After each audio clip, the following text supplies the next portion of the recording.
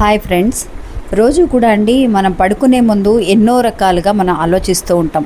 పొద్దున్నుంచి రాత్రి వరకు కూడా చేసే పనులన్నీ కూడా రోజు మనకి ఒక మంచి కానీ చెడు కానీ అన్నీ కూడా గుర్తొస్తూ ఉంటాయి. ఎక్కువగా ఆలోచించేది రాత్రిపూట మాత్రమే. అలాంటి సమయంలో మీరు పడుకునే ముందు ఈ ఒక్క మాటని మాత్రం అనుకొని చూడండి ఫ్రెండ్స్. నిజంగా చాలా రిలాక్స్గా అనిపిస్తుంది.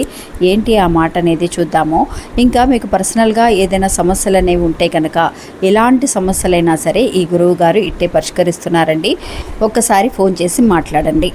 ఇంకా రోజు కూడా పడుకునే ముందు మనం ఒక్కసారి ఇలా ఆలోచించగలిగితే నిజంగా చాలా రిలాక్స్గా అనిపిస్తుందండి. ఏంటి అనంటే, మనం తెలుసో తెలియకో ఏదో ఒక తప్పు చేసే ఉంటామండి ప్రతిరోజు కూడా. అంటే ఎవరినైనా సరే కొంచెం కోపంగా మాట్లాడడం వల్ల హర్ట్ చేయటం కానీ, అంటే వాళ్ళని బాధ పెట్టినట్టుగా మాట్లాడటం కానీ, లేదంటే మనమే ఇది చేయకూడదు అని తెలిసినా కూడా కొన్ని పనులు ఆ సిచ్యువేషన్కి తగినట్టుగా మనం చేయాల్సిన పరిస్థితి అనేది వస్తుందండి. అలాంటి సమయంలో మన రాత్రిపూట పడుకునే ముందు ఒక్కసారి నేను తెలుసో తెలియకో చేసిన తప్పులన్నీ అన్నిటికీ కూడా నేను క్షమాపణ అడుగుతున్నాను అని చెప్పి, అంటే మీరు నేరుగా వెళ్ళి వాళ్ళని డైరెక్ట్గా అడిగినా అడగలేకపోయినా సరే ప్రపంచానికి తెలుస్తుందండి మీరు మీ తప్పుని మీరు తెలుసుకోగలుగుతున్నారు అన్న విషయం. అందువల్ల ఒక్కసారి క్షమాపణ అనేది, అంటే మన్నించమని ఒక్కసారి ప్రపంచాన్ని అడగండి.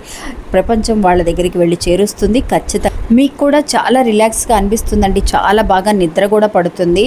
మనం చేసిన తప్పులకి ప్రపంచం మనల్ని క్షమించినట్టుగా ఒక మంచి ఫీల్ అనేది మనకు కలుగుతుంది. మీరు ఒక్కసారి ఇలా ప్రయత్నించి చూడండి. రోజు రాత్రిపూట అనుకోవడం మాత్రం మర్చిపోకండి.